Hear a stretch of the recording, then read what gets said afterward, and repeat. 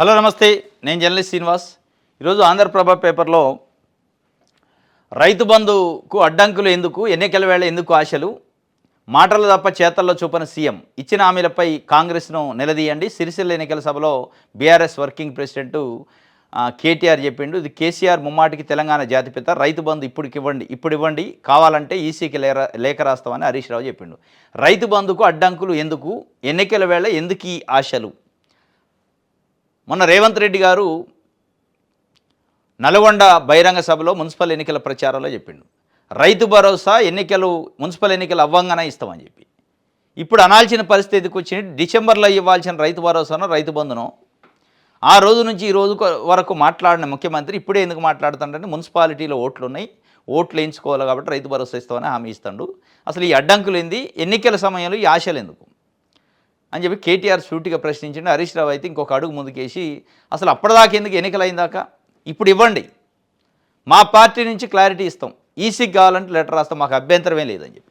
ఎన్నికల కోడ్ ఉన్నప్పటికీ ఇవ్వచ్చు, మా పార్టీ పరంగా మేము ఇస్తాం, ప్రధాన ప్రతిపక్షంగా ఎన్నికల కమిషన్ లెటర్ ఇస్తాం, రైతు భరోసా ఇవ్వండి రైతులకి అని చెప్పి డైరెక్ట్గా అడిగిండు ఆయన హరీష్ రావు. ఇప్పుడు ఈ అడ్డంకి దేనికోసం అంటే కేవలం ఎన్నికలు ఉన్నాయని కదా, డబ్బులు కూడా లేవు.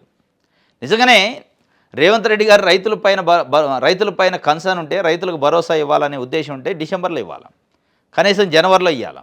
ఫిబ్రవరి వచ్చింది ఇవ్వలే. అంటే ఫిబ్రవరి పూర్తయితే 3 నెలలు అయిపోతుంది, అంటే సీజన్ అయిపోయి 2.5 నెలలు 3 నెలలు కావస్తుంది. ఈ అడ్డంకులు ఎందుకంటే అడ్డంకులు ఏమి లేవు, ఎవరు అడ్డంకి కూడా చెప్పరు, బీజేపీ చెప్పదు, బీఆర్ఎస్ చెప్పదు, కమ్యూనిస్ట్ పార్టీలు కూడా చెప్పరు, రైతులకు రైతు భరోసా ఇస్తానండి. మరి ఎందుకు పెట్టుకుని రేవంత్ రెడ్డి గారు మున్సిపాలిటీ ఎన్నికలు అయితేనే ఇస్తా అని?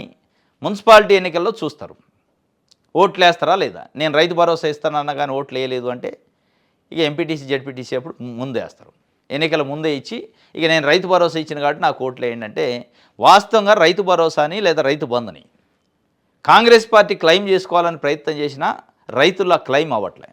ఇది కేసీఆర్ పెట్టిన స్కీము, నువ్వే సక్రంగా చేయకుండా ఎలక్షన్ టైంలో ఎలక్షన్ కోసం వాడుకునే పద్ధతి, రాజకీయం కోసం రైతు భరోసాని రైతు బంధుని వాడుకుంటున్నాం అని చెప్పి రైతులు ఒక అసంతృప్తి ఉంది. అది అర్థమైందా కాలేదో వాళ్ళకి అర్థం కావట్లేదు. అది పోవాలి అంటే టైం టు టైం ఇస్తుంటే పోద్ది. మీరు టైం టు టైం ఇట్లా ఎన్నికల టైం వస్తే ఇస్తున్నారు. ఇది రైతు బంధుకి అడ్డంకులు ఎందుకు అని డైరెక్ట్గా కేటీఆర్ వర్కింగ్ ప్రెసిడెంట్గా డిప్యూటీ ఫ్లోర్ లీడర్గా హరీష్ రావు నేను స్పష్టంగా చెప్పారు ప్రభుత్వానికి, మేము లెటర్ రాస్తాం ఎన్నికల కమిషన్కి, రైతు బంధు ఇప్పుడు రిలీజ్ చేయండి అని. ఇప్పుడు చేయాలి ప్రభుత్వం, ఇక ఎన్నికల దాకా ఆగాల్సిన అవసరం లేదు. వాళ్ళకు ప్రధాన ప్రతిపక్షంగా చెప్పారు వాళ్ళు, ఎన్నికల కోడ్తోనే అవసరం లేదు, మేము లెటర్ రాస్తామని. బీజేపీ కూడా అబ్జెక్షన్ చెప్పదు, నాకు తెలిసి ఏ పార్టీ కూడా అబ్జెక్షన్ చెప్పదు, రైతులకు ఇస్తానండి. నిజంగానే కమిట్మెంట్ ఉంటే, నిజంగానే ఇయ్యదలుచుకుంటే రేవంత్ రెడ్డి గారు ఈరోజు ఇవ్వచ్చు, రేపు ఇవ్వచ్చు, ఎన్నికల దాకా ఆగాల్సిన అవసరం లేదు. మరి ఇస్తారా ఇవ్వరా ఇప్పుడు చూడాలా. ఇప్పుడు పరీక్ష కాంగ్రెస్ పార్టీకి, ఏం చేస్తుందో చూడాలి ప్రభుత్వం. రైట్, ఇది ఒక వార్త. అయితే వలస నేతలకు పెద్దపేట వేశారట. సీఎం ఆదేశించిన వెనక్కి తగ్గని రెబల్స్ అభ్యర్థులు. జగిత్యాల్లో రెబల్స్ తరఫున జీవన్ రెడ్డి ప్రచారం. డీసీసీ అధ్యక్షుడిపై చర్యలకై గద్వాల ఇన్ఛార్జి సరిత ఫిర్యాదు. గద్వాల్లో 36, జగిత్యాల్లో 30 బీఫాములు ఎమ్మెల్యేల వర్గాలకు కేటాయింపు. సైకిళ్లపైనే ప్రచారం చేయండి అని అభ్యర్థులకు మంత్రి జూపెల్లి పిలిపించిండట. వలస నేతలకు పెద్దపేట వేశారట కాంగ్రెస్ పార్టీలు. అసలు నేతలని పక్కన పెట్టి వలస నేతలు, అసలు కాంగ్రెస్ వలస కాంగ్రెస్ అని 2 అయినాయి ఇప్పుడు కాంగ్రెస్ పార్టీలు. వలస నేతలకు బీఫామ్లు ఇచ్చారు, అసలు కాంగ్రెస్ పార్టీ నాయకులకి రెబల్స్ని చేతిలో పెట్టారు. ఇప్పుడు జగిత్యాల్లో జీవన్ రెడ్డి కాంగ్రెస్ పార్టీ సీనియర్ నాయకుడు, ఆయన ఇప్పుడు ఈరోజు మున్సిపాలిటీలో జరుగుతున్న ఎన్నికల్లో జగిత్యాల పట్టణంలో రెబల్స్ తరఫున ప్రచారం చేస్తాడు. అదే అక్కడ MLA Sanjay Kumar, BRS party MLA, నిన్నగాక మొన్న స్పీకర్ ముందు కూడా చెప్పండి, నేను బీఆర్ఎస్ పార్టీయే, నేను కాంగ్రెస్ పార్టీలో జాయిన్ కాలేదని. ఆయన హస్తం గుర్తు పక్షాన కాంగ్రెస్ పార్టీ పక్షాన ప్రచారం చేస్తున్నాడు. విచిత్రమైన పరిస్థితి. గద్వాల్లో అదే పరిస్థితి. బీఆర్ఎస్ పార్టీ పైన గెలిచిన కృష్ణమోహన్ రెడ్డికి స్పీకర్ క్లీన్ చిట్ ఇచ్చిండు, వాళ్ళు పార్టీ మారినట్టు ఆధారాలు లేవని. కృష్ణమోహన్ రెడ్డి కూడా నేను బీఆర్ఎస్లోనే ఉన్నా అని చెప్పిండు. అదే కృష్ణమోహన్ రెడ్డి ఈరోజు కాంగ్రెస్ పార్టీ పక్షాన ప్రచారం చేస్తున్నాడు. కాంగ్రెస్ పార్టీ బీఫామ్లు ఆయన చేతితోనే ఇచ్చిండు కార్పొరేటర్లకి, కౌన్సిలర్లకి. అక్కడ కాంగ్రెస్ పార్టీ నుంచి 2023 ఎన్నికల్లో పోటీ చేసిన సరితా తిరుపతి యాదవ్ ఈరోజు రెబల్స్ తరఫున ప్రచారం చేస్తున్నాడు. అంటే ఈరోజు కాంగ్రెస్ పార్టీలో వలస నేతలకి గౌరవం ఉందా, అసలు నేతలకు గౌరవం ఉందంటే అసలు కాంగ్రెస్ కంటే వలస కాంగ్రెస్ నేతలకే గౌరవం పెరిగింది. వాళ్ళ చేతిలో బీఫామ్స్ ఉన్నాయి, వాళ్ళ చేతిలో అధికారం పెట్టింది కాంగ్రెస్ పార్టీ. ఇది అత్యంత ప్రమాదకరం కాంగ్రెస్ పార్టీకి. అర్థమవుతుందో లేదో వాళ్ళకి. జెండా మోసిన కార్యకర్తలని, జెండా మోసిన అసలు కాంగ్రెస్ నాయకుల పక్కన పెట్టి కేవలం అధికారం కోసం వచ్చిన వలస కాంగ్రెస్ నేతల చేతిలో కాంగ్రెస్ పార్టీని పెడితే ఇది బతికేదా చచ్చేదా? ఇది కాంగ్రెస్ పార్టీని చంపే కార్యక్రమం. చాలా చాలా డ్యామేజ్ అయింది. చాలా కాన్స్టిట్యున్సీలు ఇదే పరిస్థితి. స్టేషన్ గన్పూర్లో అదే పరిస్థితి, గద్వాల్లో అదే పరిస్థితి, ఇది జగిత్యాల అదే పరిస్థితి. చాలా కాన్స్టిట్యున్సీలో కాంగ్రెస్ పార్టీలో బీఆర్ఎస్ పార్టీ ఎమ్మెల్యేలు ఎక్కడైతే జాయిన్ అయ్యారో అక్కడ ఇదే పరిస్థితి. అదిగాక కాంగ్రెస్ పార్టీ ఎమ్మెల్యేలు గెలిచిన దగ్గర కూడా వలస కాంగ్రెస్కి అసలు కాంగ్రెస్కి వార్ నడుస్తుంది. ఈ వార్లో కాంగ్రెస్ పార్టీ ఏమి నష్టపోద్ది, ఎంత డ్యామేజ్ అయ్యింది అనేది ఎన్నికలు అయితే కానీ తెలుస్తుంది. చిలకమ్మ కేసీఆర్ మరోసారి సీఎం అవుతాడా? తొర్రూరు పట్టణంలో చిలక జోషిషం చెప్పించుకున్న మాజీ మంత్రి దయాకర్ రావు మున్సిపల్ ఎన్నికల ప్రచారంలో మాజీ మంత్రి దయాకర్ రావు చిలక జోషిషం చెప్పించిండట. చిలకమ్మ కేసీఆర్ మళ్ళీ సీఎం అవుతారు అంటే కేసీఆర్ సీఎం అవుతారు, జెండా ఎగిరిది గులాబీ జెండా అని చిలకమ్మ చెప్పిందట. చిలకమ్మలు చెబితే ముఖ్యమంత్రులు గారు, ప్రజలు చెప్పాలా. ప్రజల చేత చిలకమ్మలు ఓట్లు వేయవు కదా, ప్రజలు ఓట్లు వేయాల్సింది. అయితే ఆయన సరదాగా మరి ఆడ ఆగినట్టుంది, అడిగిండట. చిలకమ్మ జోషి అని చెప్పిందట కేసీఆర్ మళ్ళీ ముఖ్యమంత్రి అవుతారని. ఇక దాంతోపాటు నేను కూడా మరి మంత్రి అవుతానని అడిగిండ, ఏమో తెలియదు దయాకర్ రావు. మరి ఆయన కూడా అడుక్కోవాలి, ఆయన కోసం ఆయన అడుక్కుంది ఎట్లా? దయాకర్ రావు మంత్రి అవుతారా అని అడిగిండా, లేకపోతే ఏం అడిగిండో డిప్యూటీ సీఎం అవుతారా అని. కానీ మొత్తానికైతే పాజిటివ్గా వచ్చింది ఆడ చిలకమ్మ. చిలకమ్మ పాజిటివ్ రాకపోతే ఎట్లా వస్తుంది? ఆడ అట్టే చెప్తారు. ఎందుకు చెప్తారంటే చుట్టూ బీఆర్ఎస్ కండోలు వేసుకున్నాక లేదు లేదు కేసీఆర్ గారు రేవంత్ రెడ్డి అవుతారు మళ్ళీ ముఖ్యమంత్రి అని ఏ చిలక చెప్పదు. ఆ చిలక చేసి అటు చెప్పించడు. చిలకలు చెప్తే ముఖ్యమంత్రి గారు ప్రజలు చెప్పాలి, ప్రజలు ఓట్లు వేయాలి. దానికి తగ్గట్టు ఉద్యమం చేయాలి బీఆర్ఎస్ పార్టీ, దానికి తగ్గట్టు పనులు చేయాలి. తప్ప ఈ చిలకమ్మ చెప్పింది కాబట్టి ఇంట్లో పండుతా అంటే కాదు. రైట్. ఇది ఈ ఎక్సఫిషియో ఓట్లు కీలకంగా ఉంటాయి వాస్తవం. మున్సిపల్ ఎన్నికల్లో మేయరు లేదా మున్సిపల్ చైర్మన్ ఎన్నికల్లో ఎక్సఫిషియో ఓట్లు ఉంటాయి. ఎక్సఫిషియోలు అంటే ఎమ్మెల్సీలు, రాజ్యసభ మెంబర్లు, ఎంపీలు, ఎమ్మెల్యేలు. వీళ్ళకు కూడా అందులో ఓటు ఉంటుంది, డైరెక్ట్ ఓటు వేసే హక్కు వస్తుంది. గతంలో ఎట్లా ఉండేదంటే ఎక్కడైతే తక్కువ ఉంటాయో ఒక ఆ పార్టీకి, కన్సర్న్ పార్టీకి ఎమ్మెల్యేనో ఎంపీనో రాజ్యసభ మెంబరు ఎమ్మెల్సీనో ఉంటే వాళ్ళని తీసిపోయి ఎక్కడ తక్కువ ఉంటే అక్కడ వీళ్ళని ఓటు వేయించేది, అక్కడ ఎన్రోల్ చేయించి. ఇప్పుడు అట్లా లేదో కొత్త రూల్ తీస్తారట. వాళ్ళు ఏ కాన్స్టిట్యున్సీలో ఎమ్మెల్యే అయితే ఆ కాన్స్టిట్యున్సీకి సంబంధించిన ఏదైతే మున్సిపాలిటీ ఉంటుందో అక్కడ ఓటు వేయడానికి అర్హత. ఏ కాన్స్టిట్యున్సీకి లోక్సభ సభ్యుడైతే ఆ కాన్స్టిట్యున్సీలో ఉన్న ఏదో ఒక మున్సిపాలిటీలో, లోక్సభలో చాలా మున్సిపాలిటీలు ఉంటాయి కాబట్టి ఏదో ఒక మున్సిపాలిటీలో ఎన్రోల్ కావాలి. అదేవిధంగా ఎక్కడైతే ఎమ్మెల్సీ అయిందో అది స్థానిక సంస్థల లేకపోతే గ్రాడ్యుయేట్సా ఇట్లా ఉంటారు కదా, ఆ కాన్స్టిట్యున్సీలో ఉన్న దాంట్లో మాత్రమే మున్సిపాలిటీలో ఓటు వేసేదానికి కొత్త మార్గదర్శకాలని ఎన్నికల సంఘం తీసుకొస్తుందట. ఇది ఒక కొత్తది వస్తుందట. Mayor, deputy mayor, chairman, vice చైర్మన్ల ఎన్నికల్లో ఎక్సఫిషియో సభ్యులు, ఎమ్మెల్యే, ఎమ్మెల్సీ, లోక్సభ సభ్యులు, రాజ్యసభ సభ్యులు ఓటు హక్కును వినియోగంపై ఎన్నికల సంఘం కొత్త మార్గదర్శకాలు రెడీ చేస్తుంది. ఎవరు ఎక్కడ ఎలా తమ ఓటు హక్కును వినియోగించుకోవాలో స్పష్టంగా తెలియజేయనుంది. గతంలో జరిగిన తప్పులు ఈసారి పునరావృతం కాకుండా ఎన్నికల సంఘం కసరత్తు చేస్తుంది. 2-3 రోజుల్లో కొత్త మార్గదర్శకాలను వెల్లడించనున్నారు. అందులో భాగంగానే ఎక్సఫిషియో సభ్యులు వివరాలు ఇవ్వాలని జిల్లా కలెక్టర్ను కోరిన విషయం తెలిసిందే. వివరాలతో పాటు సదరు ఎక్సఫిషియో సభ్యుని ఎక్కడ ఓటు ఎక్కడ వినియోగించుకోవాలన్నది ఎన్నికల సంఘం మార్గదర్శకాలు జారీ తర్వాత స్పష్టం కానుంది. అదే తీసుకొస్తారట. ఎక్కడ పడితే అక్కడ వేయకుండా ఆయనకు ఒక జ్యూరిడిక్షన్ ఉంటుంది కదా, ఆ జ్యూరిడిక్షన్లో వేసేటట్టుగా. నెక్స్ట్ ఆంధ్రజ్యోతి చూద్దాం. మమ్మల్ని బెదిరించడం కాదు, కేసీఆర్ని అరెస్ట్ చేయండి, బీజేపీకి సీఎం రేవంత్ రెడ్డి సవాల్. అంటే రేవంత్ రెడ్డిని ఎవరు బెదిరించారు? బీజేపీ బెదిరిస్తుందా, ఎన్డీఏ బెదిరిస్తుందా? అర్థం కావట్లే. మమ్మల్ని ఎందుకు బెదిరిస్తారు? బెదిరించడం కాదు, కేసీఆర్ని అవసరమైతే అరెస్ట్ చేయండి, కాళేశ్వరం పైన సిబిఐ ఎంక్వైరీకి మీకే రాసినామని చెప్పి. కాళేశ్వరం పైన సిబిఐకి ఎంక్వైరీకి రాశారు, 6 నెలలైంది. వాళ్ళు పట్టించుకోవట్లే. అక్కడ ఉన్న ఎన్డీఏ ప్రభుత్వం, అక్కడ ఒక బీజేపీ లేదు, ఎన్డీఏ ప్రభుత్వం ఉంది. ఆ ఎన్డీఏ ప్రభుత్వం ప్రధానమంత్రి మోడీ కూర్చున్న కుర్చీకి ఒక కాలు చంద్రబాబు నాయుడు గారు, మీ గురువు గారే. మరి ఆయనకి చెప్పైనా అరెస్ట్ చేయించవచ్చు. కేవలం బీజేపీది కాదు ప్రభుత్వం అది. మీరు జాతిపిత కేసీఆర్ కాదు జయశంకర్ అన్నారు. లేదా ఖమ్మం పోయి ఏం చెప్పారు? తెలుగుదేశం పార్టీ కార్యకర్తలకు పిలిపించారు, బీఆర్ఎస్ పార్టీ దిమ్మెల్ల గోల్చండి అని. ఆ దిమ్మెల్ల గోల్చండి బీఆర్ఎస్ పార్టీ అని తెలుగుదేశం పార్టీ కార్యకర్తలకు పిలిపించే బదులు చంద్రబాబు నాయుడు గారు చెప్పండి, గురువుగారు మీరు ఎన్డీఏ కూటమిలో ఉన్నారు కదా భాగస్వామ్య పక్షం, కేసీఆర్ని అరెస్ట్ చేయించండి అని చెప్పండి సిబిఐతోని. మీరు ఇక్కడ ఉన్న కార్యకర్తలకి దిమ్మెల కూల్చండి అని చెప్పారు. అసలు అక్కడున్న పెద్ద ఆయన ఉండు నాయకుడు, ఆయన చెప్పించండి. మీరు ఢిల్లీ పోయి మోడీ దగ్గర కూర్చొని మేము ఇచ్చిన కాళేశ్వరం నివేదిక పైన కేసీఆర్ని అరెస్ట్ చేయించండి అని చెప్తే అయిపోయాయి. మీరు మమ్మల్ని బెదిరించడం కాదు, కేసీఆర్ని అరెస్ట్ చేయండి అని బహిరంగ సభలు చెప్తే ఏమవుతుంది? ఇదంతా బహిరంగ సభల్లో చెప్పేది రాజకీయం కోసం మరికొద్ది. ఆయన చెప్తుండు అరెస్ట్ చేయండి అని. మీరు ఎన్ని నినాదాలు చేసినా నాకు సమాధి తవ్వలేదు. గిరిజన మహిళ రాష్ట్రపతిని, దళిత బిడ్డ తెన్నేటిని అవమానించారు. ప్రధాని పదవి మీ కుటుంబం జాగిరి కాదు, మీరు జనాభాను సమస్య అనుకుంటే మేము పరిష్కారం అని భావిస్తున్నాం. రాజ్యసభలో మోదీ ఫైర్, విపక్షాల వాకౌట్, లోక్సభలో ప్రధాని మాట్లాడకుండానే రాష్ట్రపతి ప్రసంగానికి ధన్యవాదాలు తెలిపే తీర్మానం ఆమోదం.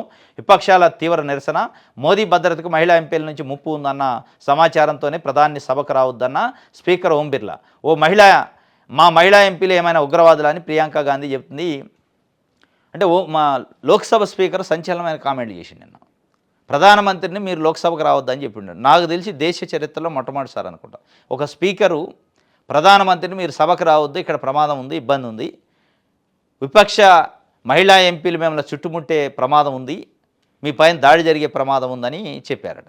ఒక ప్రధానమంత్రి పార్లమెంటుకి వచ్చి మాట్లాడలేని పరిస్థితి ఈ దేశంలో ఉందా? అంటే అత్యంత శక్తివంతమైన ప్రధానమంత్రి ప్రపంచంలోనే అని చెప్తూ ఉంటారు బీజేపీ వాళ్ళు, ఎన్డీఏ కూటమి పక్షాలు. మరి అంత శక్తివంతమైన ప్రధానమంత్రి పార్లమెంటుకి వచ్చి మాట్లాడలేనంత భద్రతా సమస్య ఉందా? అంటే మహిళా ఎంపీలు ఉగ్రవాదులు, తీవ్రవాదుల? వాళ్ళు కూడా ప్రజల నుంచి ఎన్నుకోబడ్డోళ్ళే కదా. అవసరమైతే నిరసన వ్యక్తం చేస్తారు, అంతకంటే ఏం చేస్తారు? అంటే ఒక డ్రామాని క్రియేట్ చేశారు. లోక్సభ స్పీకర్ చెప్పిండట, ప్రధానమంత్రి రాలేదట. దానికి ఆయన మీరు ఎన్ని నినాదాలు చేసినా నాకు సమాధి అవ్వలేరు. వాళ్ళు నినాదాలు చేస్తే సమాధులు రావు, రాజకీయ సమాధులు ప్రజలు కడతారు, ప్రజలు సమాధి కడతారు. నాకు తెలిసి దేశ చరిత్రలో ఇది ఫస్ట్ టైం అనుకోండి, సెకండ్ టైం ఫస్ట్ టైం పార్లమెంట్లో బడ్జెట్ ప్రవేశపెడితే ఆ బడ్జెట్ మీద చర్చ లేకుండా ఆమోదించడం, వితౌట్ డిబేట్ ఆమోదించే కార్యక్రమానికి ప్రయత్నం చేస్తున్నారు. అనేక అంశాలపైన ఈరోజు ఒంటెద్దు పోకడబోతుంది. అది సర్రు కావచ్చు, ఓట్ చోరీ కావచ్చు, ఈవీఎంలు కావచ్చు. అసలు ప్రజల నాడిని, ప్రజల అభిప్రాయాన్ని ఎక్కడ తీసుకోవట్లే, డైరెక్ట్గా బుల్డో చేయటమే. ఇది ఆయన చెప్తుండు. ఇంకోటి, బీసీ రిజర్వేషన్లు అడ్డుకున్న వ్యక్తికి టికెట్ ఇస్తారా? బీఆర్ఎస్ 48 గంటలకు స్పందించాలి. బుట్టెం గారి మాధవరెడ్డిని పార్టీ నుంచి బహిష్కరించాలి, నామినేషన్ ఉపసంహరించాలి, లేదంటే బీసీ ద్రోహుల పార్టీగా ప్రకటించి రాజకీయంగా బొందపెడతామని బీసీజేఎస్ చైర్మన్ జాదు శ్రీనివాస్ గౌడ్ నిన్న ప్రకటన చేశారు. మెడ్చల్ కాన్స్టిట్యున్సీలో రెంటిచింతలపల్లి అని ఒక మున్సిపాలిటీ ఉందట. ఇక దానికి సంబంధించి చింతలపల్లి, 3 చింతలపల్లి మున్సిపాలిటీలో ఇప్పుడు రెడ్డి జాగృతి అనే ఒక సంఘం ఉంది. జీవో నెంబర్ 9 చేసింది రేవంత్ రెడ్డి ప్రభుత్వం. ఎందుకు జీవో నెంబర్ 9? స్థానిక సంస్థల్లో బీసీలకు 42% రిజర్వేషన్లు ఇవ్వడం కోసం ఒక జీవో పాస్ చేసింది. ఆ జీవో పైన హైకోర్టు పోయి క్వాజ్ చేయించింది ఆ మాధవరెడ్డి, బుట్టెంగారి మాధవరెడ్డి, రెడ్డి జాగృతి అధ్యక్షుడు. ఆ మాధవరెడ్డికి బీఆర్ఎస్ టికెట్ ఇచ్చింది, మున్సిపాలిటీ ఎన్నికల కౌన్సిలర్ టికెట్ బీఫామ్ ఇచ్చింది. దానిపైన బీసీ సంఘాల JAC chairman Jadu Srinivas Goud BC సంఘాలు ఆగ్రహం వ్యక్తం చేసింది. వాస్తవంగా బీఆర్ఎస్ పార్టీ పదే ఏం చెప్తుంది, మేము అనుకూలమే, బీసీలకు 42% రిజర్వేషన్లు ఇవ్వడానికి వ్యతిరేకం కాదు అని చెప్తుంది. మీరు వ్యతిరేకం కానప్పుడు ఆ వ్యతిరేకిస్తూ కోర్టులో పిటిషన్ వేసిన మాధవరెడ్డికి మీరు టికెట్ ఎట్ ఇస్తారు? ఆయన పార్టీలో ఎట జాయిన్ చేసుకుంటారు?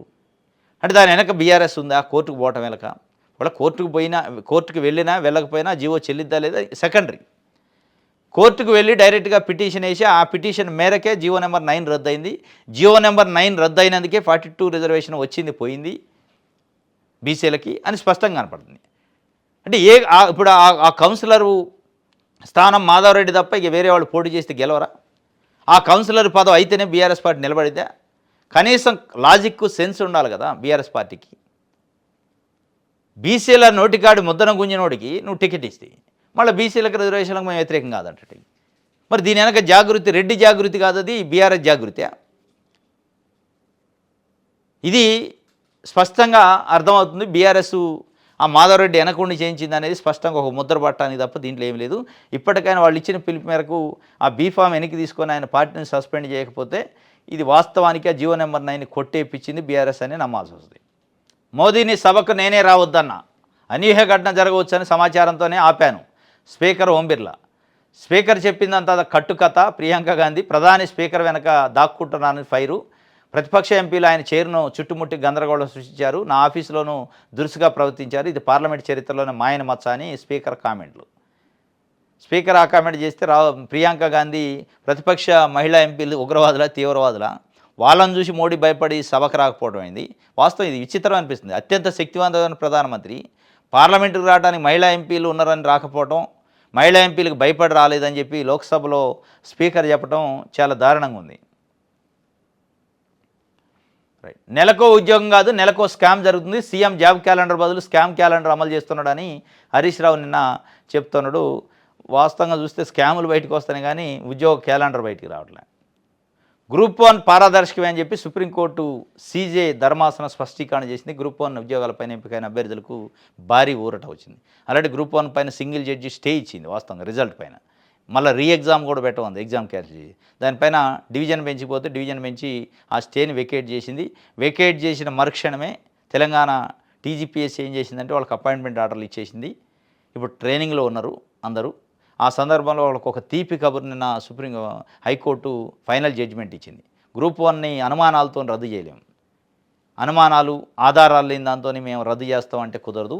గ్రూప్ 1 పారదర్శకంగానే ట్రాన్స్పరెన్సీగానే జరిగింది, దాంట్లో డౌటే లేదని చెప్పి చాలా క్లారిటీతోని ఒక జడ్జిమెంటు నిన్న ఆర్డర్ ఇచ్చింది. దీంతో 500 పైగా ఉన్న గ్రూప్ 1 ఆఫీసర్లకు సంబంధించి ఒక బిగ్ రిలీఫ్ వచ్చింది. ఇప్పుడు దీంతో ఒక 2 అంశాలు క్లారిటీ వచ్చింది.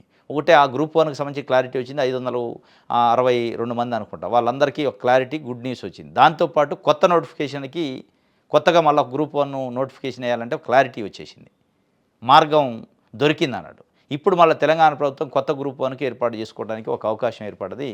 అది పెండింగ్ అయిపోయింది కాబట్టి భరాసా భాజపాది ఫెవికాల్ బంధం, మాపై విషం చెమ్మడమే వారి పని. ఉచిత కరెంటు, కాంగ్రెస్ పేటెంట్. కరీంనగర్ జిల్లా గుమ్లాపూర్ సభలో ముఖ్యమంత్రి రేవంత్ రెడ్డి చెబుతున్నారు. భారాసా భాజపాది ఫెవికాల్ బంధం అంట. మరి మీది తెలుగుదేశం పార్టీది ఏం బంధం? వాళ్ళది ఫెవికాల్ బంధం అయితే అయిందేమో. కానీ మీరు ఖమ్మం వెళ్ళి ఏం చెప్పారు?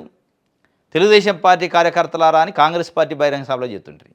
అది కాంగ్రెస్ పార్టీ బహిరంగ సభ, కాంగ్రెస్ పార్టీ కార్యకర్తలు స్టేజీ ముందు ఉన్నారు. వాళ్ళను వదిలేసి తెలుగుదేశం పార్టీ కార్యకర్తలకి పిలిపించి బీఆర్ఎస్ దిమ్మెల గోల్సండి. మరి మీదేం ఫెవికాల్ బంధం తెలుగుదేశం పార్టీతోని? అదే బారాసాతో తెలుగుదేశం పార్టీ ఉంది కదా, ఆ పార్టీ కార్యకర్తలు మీరు పిలిపించారంటే బీజేపీకి ఇచ్చినట్ట, టీడీపీకి ఇచ్చినట్ట రాష్ట్ర ముఖ్యమంత్రిగా. ఇక ఫెవికాల్ బంధాల గురించి, క్లోజ్డ్ రూముల మీటింగ్ గురించి రేవంత్ రెడ్డి గారు చెప్తున్నాను.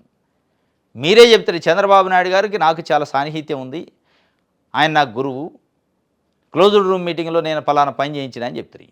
అసలు 2 రాష్ట్రాల ముఖ్యమంత్రి క్లోజ్డ్ రూమ్ మీటింగ్ లేదు, బహిరంగ మీటింగ్లో ఉండాలి, బహిరంగ బయటకు వచ్చి చెప్పాలి ఇది మాట్లాడినవి.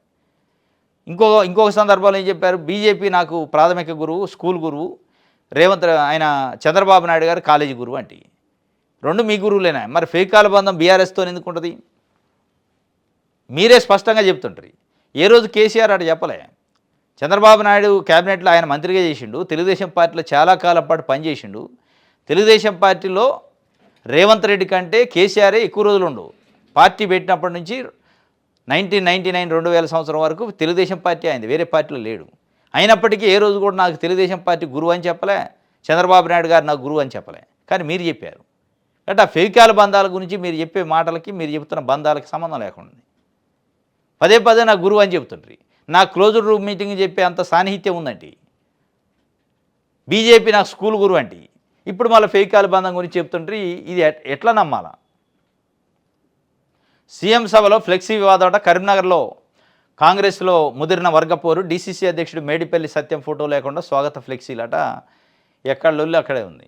గద్వాల్లో ఒక లొల్లి, జగిత్యాల్లో ఒక లొల్లి, కరీంనగర్లో ఫ్లెక్సీలు లొల్లి అట. ఫ్లెక్సీలో నా ఫోటో లేదంటే ఎక్కడికి వచ్చిందంటే ఆ జిల్లా అధ్యక్షుడి ఫోటో లేదట. మేడిపల్లి సత్యం కరీంనగర్ జిల్లా డీసీసీ అధ్యక్షుడి ఫోటో లేకుండా ఫ్లెక్సీలు వేశారంటే ఏ స్థాయిలో ఉంది అనేది అర్థమవుతుంది. ఇంకోటి, మున్సిపల్స్లో గ్లాస్ పోరు. 332 మందికి బీఫామ్స్ అందజేసిన జనసేన పార్టీ. కొన్ని వార్డులలో బీజేపీ జనసేన కలిసి పోటీ చేసినట. మున్సిపల్ ఎన్నికల్లో 332 మందికి బీఫామ్లు ఇచ్చిందట జనసేన పార్టీ.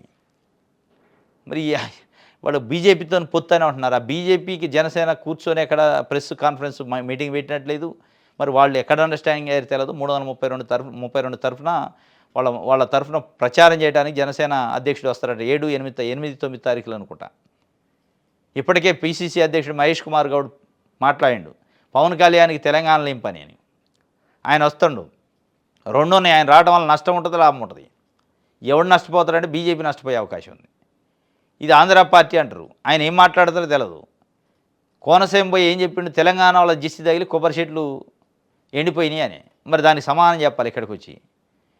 తెలంగాణ ప్రజల ఇప్పుడు కళ్ళ దిష్టి తగిలి కొబ్బరి చెట్లు ఎండిపోయినాయి అంటిని. మరి ఆ కళ్ళ దిష్టి మీకు తగలదా? మీరు రేపు ప్రచారానికి వస్తే అని తెలంగాణ ప్రజలు అడుగుతారు మిమ్మల్ని. మీకు కూడా జిస్తి తగిలిద్ది, జిస్టి కళ్ళ తెలంగాణ ప్రజలు అని తెలంగాణ ప్రజలు నిలదీస్తారు రేపు. మరి ఆయన ఎందుకు ఎంటర్టైన్ చేస్తుందో బీజేపీ అర్థం కావట్లేదు. ఇక్కడ ఆయన కూడా లేని కందిరీగలు తుట్టిన కదిలించుకొని